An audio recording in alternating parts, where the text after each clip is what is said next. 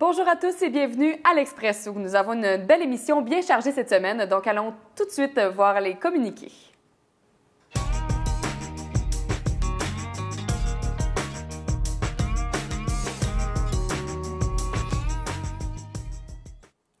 Alors que la saison de la pêche aux crustacés bat son plein et que la frénésie s'est emparée des poissonneries, Gaspésie Gourmande propose de renouveler cette tradition printanière bien gaspésienne en cuisinant avec son nouveau livret de recettes 3 crustacés, une pêche. Le second volume de la série Les tables Gaspésie Gourmande décortique les secrets de la cuisson et de la préparation du crabe, de la crevette et du homard à travers les trucs et recettes de 6 chefs gaspésiens de renom. De plus, le livret présente une section accords mets et vins concoctés par M. Alain Rochard, sommelier, qui suggère non seulement des vins disponibles à la SAQ, mais aussi des vins issus de l'importation privée que l'on peut se procurer par l'entremise d'agences spécialisées.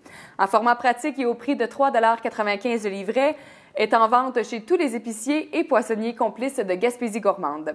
Enfin, un supplément au livret peut être téléchargé gratuitement en visitant gaspésiegourmande.com.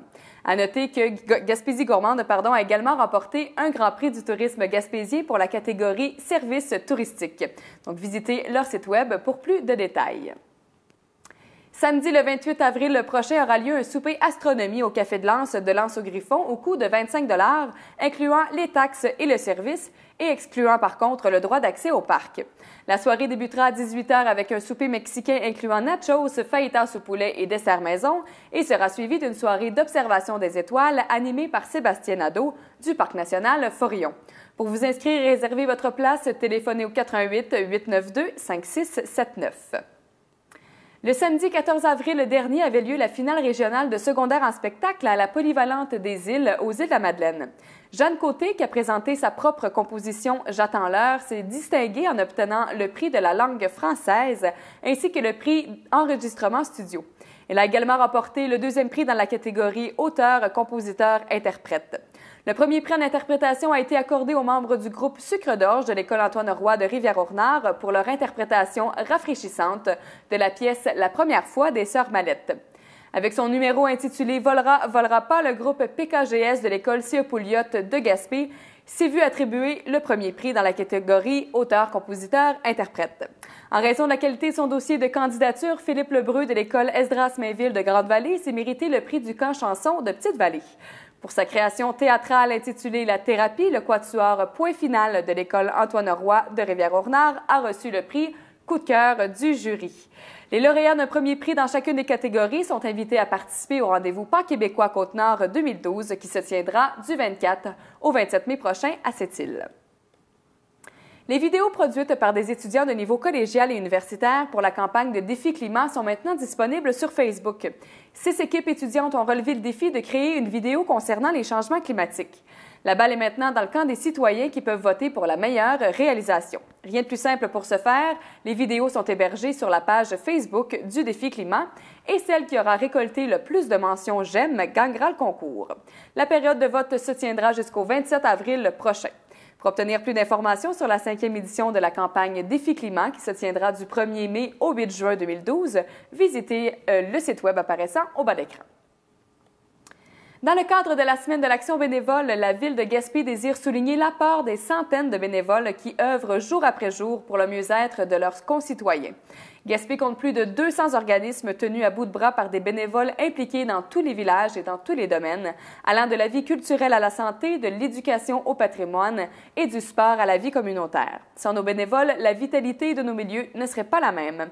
Alors la Ville de Gaspé profite de cette semaine de l'action bénévole pour féliciter et remercier toutes les personnes qui donnent de leur temps pour le bénéfice de leur communauté.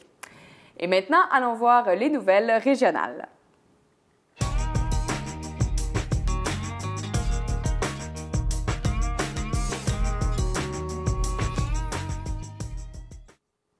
La présence de coyotes dans la MRC de Rocher-Percé pourrait être devenue un problème, selon le maire Bruno Cloutier. Michel Métaux, chasseur et citoyen de la ville de Percé, avait lancé un message il y a de cela quelques semaines disant qu'il était important de contrôler la population de coyotes, tant pour la protection des chevreuils que pour la sécurité des gens.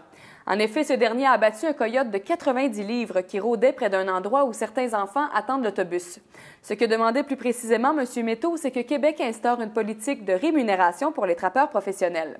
De cette façon, les trappeurs pourraient s'assurer un salaire pour une année complète et contrôler la population de coyotes, une politique qui existe déjà en Nouvelle-Écosse.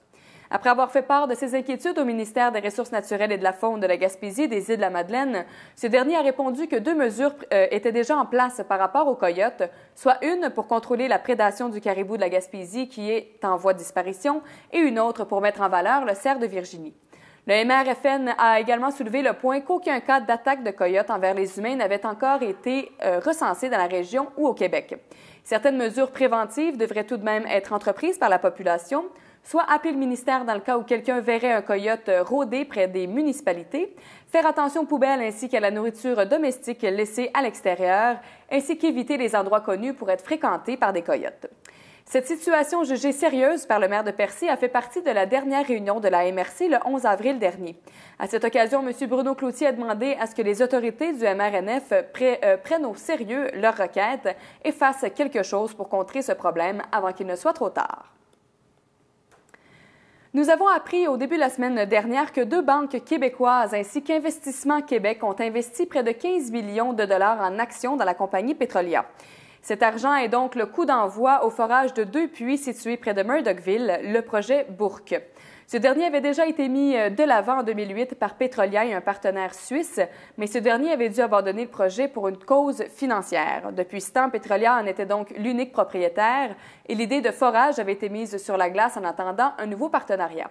Bien que certains tests aient été effectués en 2008 et que les 2 puits près de Murdochville ressemblent à ceux de l'Alberta, 10 à 11 millions de l'argent investi servira à creuser 2 puits qui auront 3 400 et 2 800 mètres de profondeur chacun.